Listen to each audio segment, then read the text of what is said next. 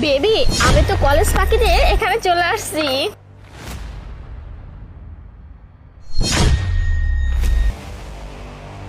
এই তো আসল জিনিসটা আমার কাছে, মেরে দিছি তালা।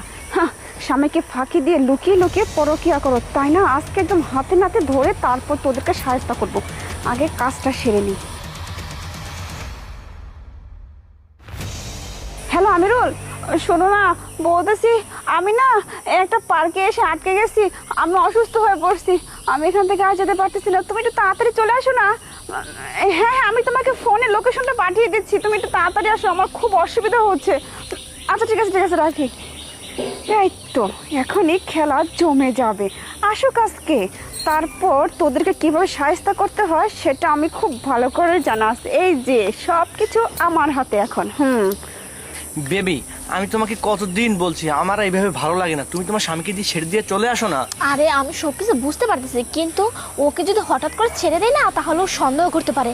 আর দেখো, কলেজ ফাঁকি দিয়ে যে আমি তোমার সাথে দেখা করি, ও কিন্তু কিছুই বুঝতে পারে না। হ্যাঁ, তুমি কিন্তু